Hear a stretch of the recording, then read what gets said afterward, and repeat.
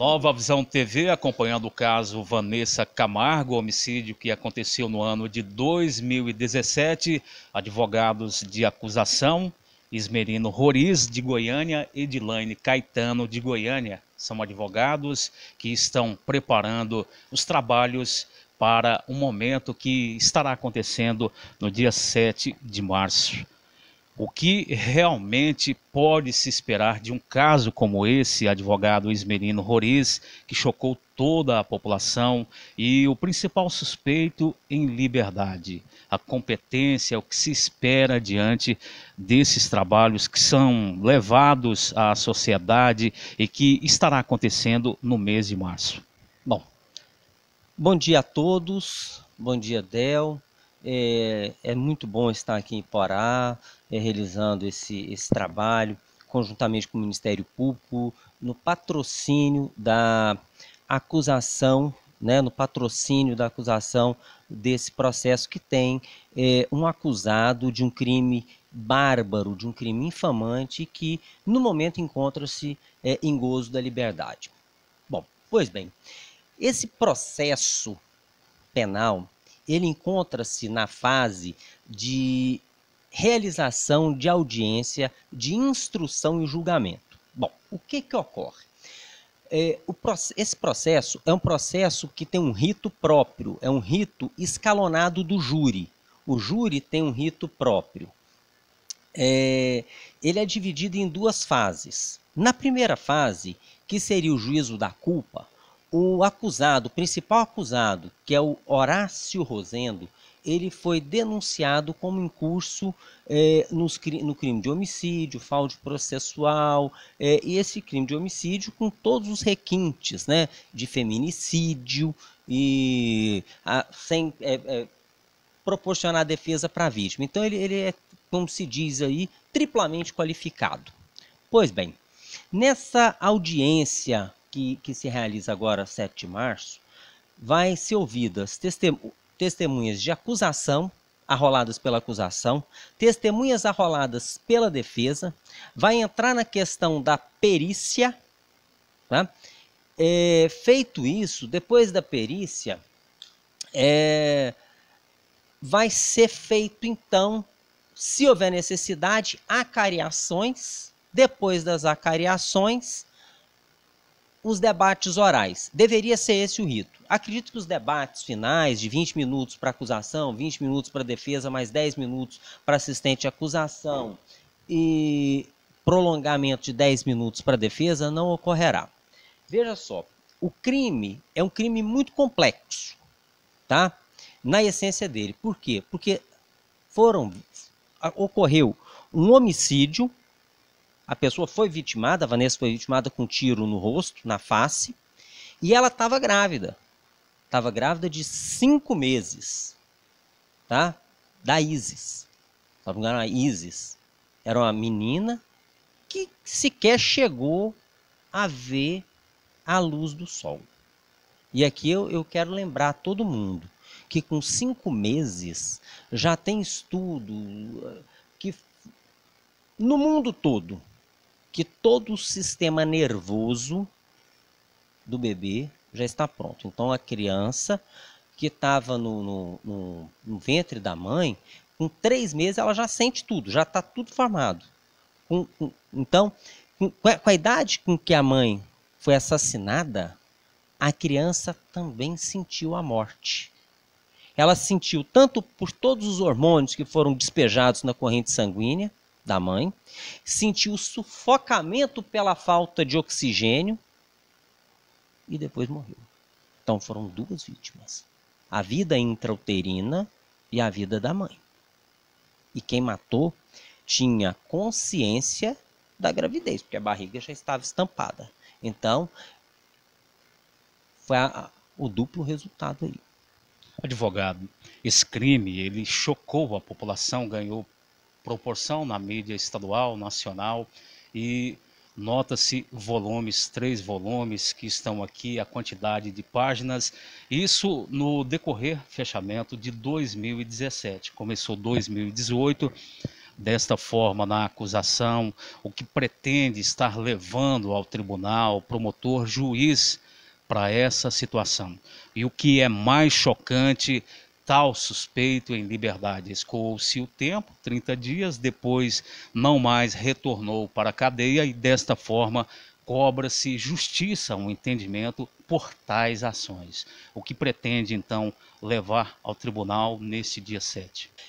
A acusação, ela pretende, no dia 7, avançar ao máximo para chegar com a sentença chamada sentença de pronúncia. Ela põe fim à primeira fase do rito escalonado do júri. Nessa sentença, ela tem previsão no artigo 413 do Código de Processo Penal. O juiz vai, então, pronunciar o acusado, que é o que a sociedade almeja, que é o que a população almeja, e é o que o Ministério Público e a acusação, assistente de acusação, desejam. Que ele seja, então, pronunciado e submetido ao veredicto soberano do Tribunal Popular, que é o Tribunal do Júri. Veja só, nessa sentença de pronúncia, existe uma previsão legal para que o juiz, fundamentadamente, decrete a prisão preventiva do acusado, mantenha-o sob grades processuais. E a decretação da prisão preventiva de um acusado, ela tem a previsão no Código de Processo Penal, inclusive para garantia da ordem pública, desde que fundamentado. E por que essa garantia da ordem pública? Porque, Iporá, esse já não é o primeiro caso de um homicídio dessa envergadura. Então, o que acontece? A população também vendo um acusado que encontra em gozo da liberdade nessa situação, imagina, se ele não está preso, porque eu também estarei. E vou fazer da mesma forma. Então, isso é a garantia da ordem pública, para que a população entenda que cometer um crime dessa magnitude, dessa feiura como é esse, um crime tão bárbaro, eu estou sujeito à prisão preventiva, sim. E a prisão preventiva, ela não é uma antecipação de pena, não.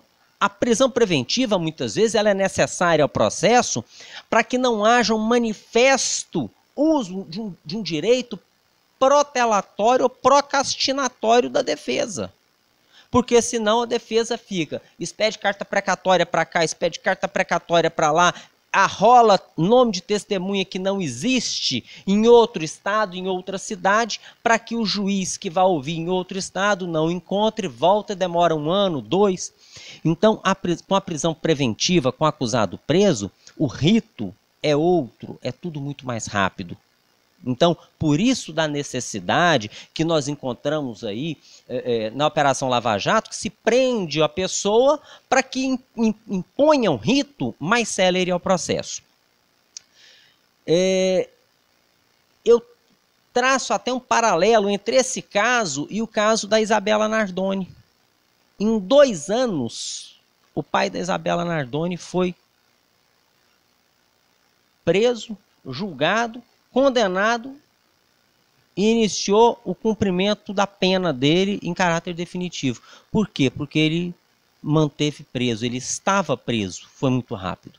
Se ele tivesse em gozo da liberdade, esse processo até hoje estaria aí rodando e passeando nos tribunais, como aconteceu aquele caso emblemático aqui no Brasil do Pimenta das Neves, que matou a namorada, que era jornalista. Ele, jornalista, né, Pimenta das Neves, matou a namorada, o processo permaneceu aí rodando nos tribunais por mais de década, sem a condenação dele. Então, vale lembrar aqui que a justiça feita tardiamente também é uma grande injustiça. Nova Visão TV, conversando com os advogados de acusação, o advogado de Goiânia que está aqui prestando esclarecimentos, Ismerino Roriz. A questão inconsistências na versão que foi dita pelo principal acusado, depois reconstituição, fechamento, remessa desses autos ao Ministério, e mesmo assim apresentou-se um fechamento com uma perícia, depois contratou-se uma perícia particular, para desta forma questionar pontos que foram fechados, entregues ao Ministério Público. Como que o senhor vê toda essa situação, a validade de tudo isso, de questionar algo oficial de uma polícia, de uma instituição no estado de Goiás? Bom, Del, o que acontece? O órgão incumbido de investigar, principalmente, é a Polícia Civil, né? A Polícia Judiciária, seja a Polícia Civil, nos crimes que são cometidos, que não seja de interesse da União, suas autarquias, que esses seriam da Polícia Federal. Então, a questão residual da Polícia Civil. O órgão para fazer essa perícia, para periciar isso, tá, é da Polícia Técnico-Científica. Vale lembrar, então, que quem investiga é a Polícia Civil e o Ministério Público, que também possui essa atribuição, tá? Já foi decidido pelo Supremo Tribunal Federal, até voto da ministra, na época, Ellen Grace, decisão dela. Então, compete a esses órgãos que são constitucionalmente instituídos para fazer a investigação. E o Ministério Público, o órgão constitucionalmente investido para oferecimento da denúncia. E os advogados de acusação como assistentes litisconsorcial quando tem interesse no feito. Por quê? Porque a mãe da vítima tem interesse na condenação. Então ela contrata, é chamado um assistente de acusação, que esse assistente não quer dizer que ele vai dar assistência para o Ministério Público. Não, ele ingressa no processo para fazer valer os seus interesses, os interesses da vítima ou do cônjuge, do ascendente, descendente ou irmão. Pois bem, voltando à questão da perícia. A perícia, ela é feita, o Código de Processo Penal fala quem faz, os peritos oficiais. A perícia particular contratada, ela é paga, ela é tendenciosa. O perito criminal oficial, ele é isento. O Ministério Público, ele é isento, ele não sente dor. Não, ele tem que fazer cumprir a lei, ele é o fiscal da lei. Agora, o advogado de defesa, não.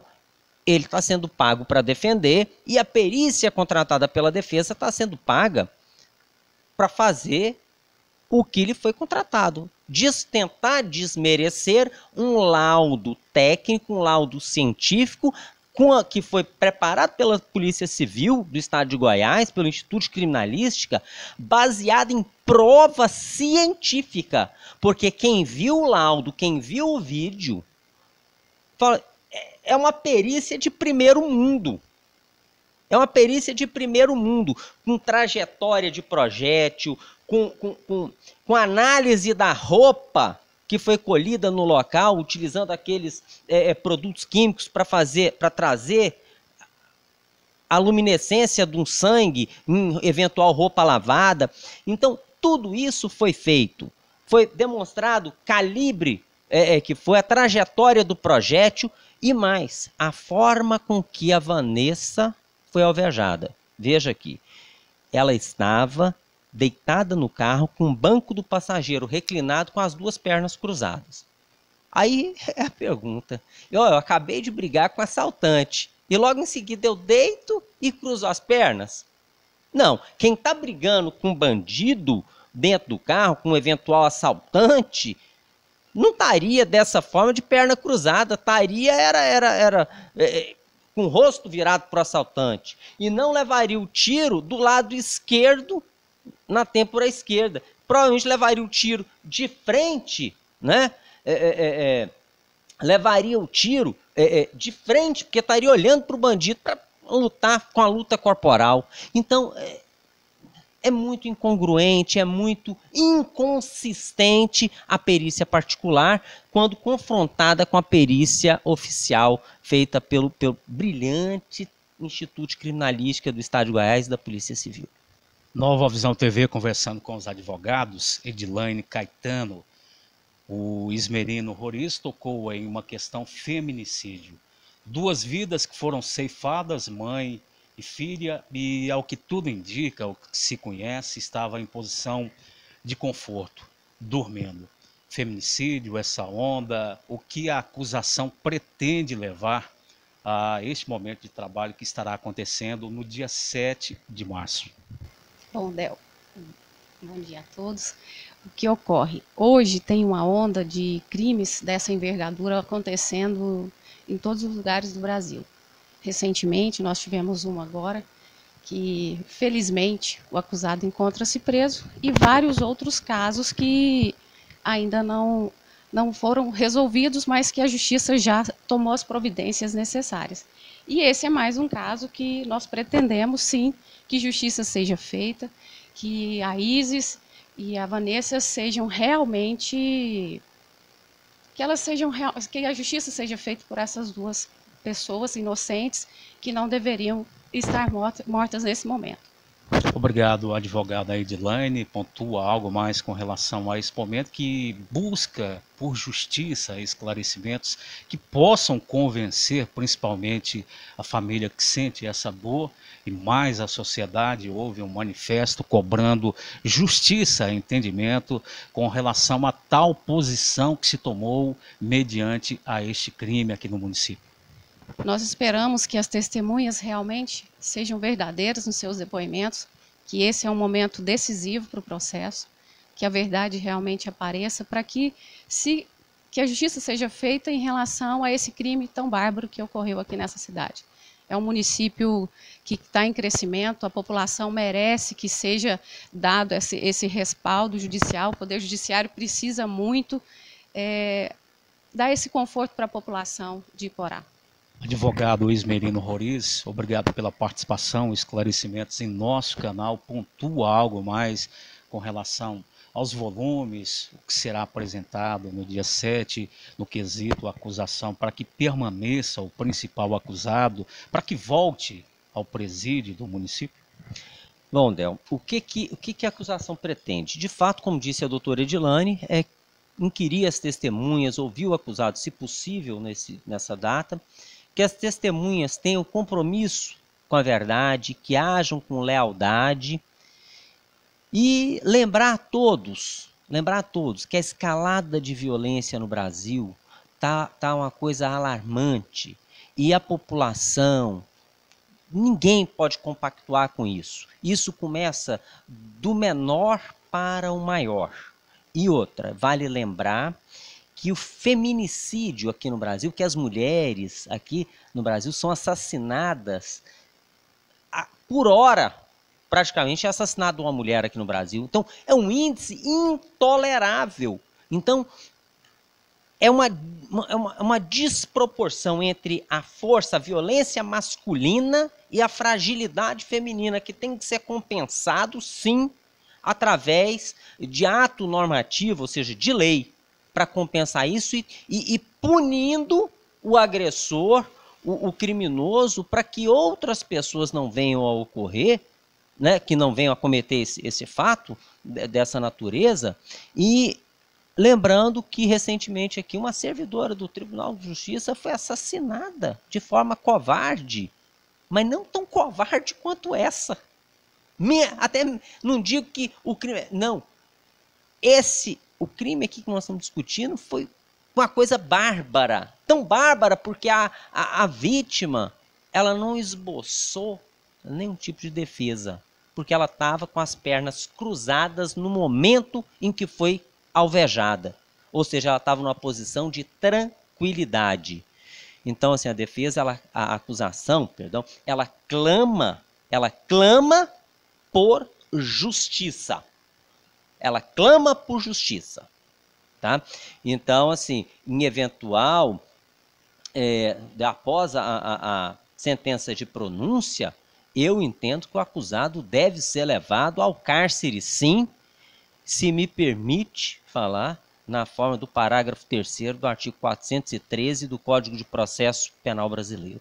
Ele tem que valer, ele tem que ser colocado em prática, ele tem que ser mantido sob grades. Nova Visão TV, acompanhando o caso Vanessa, a TV que você vê através da NET.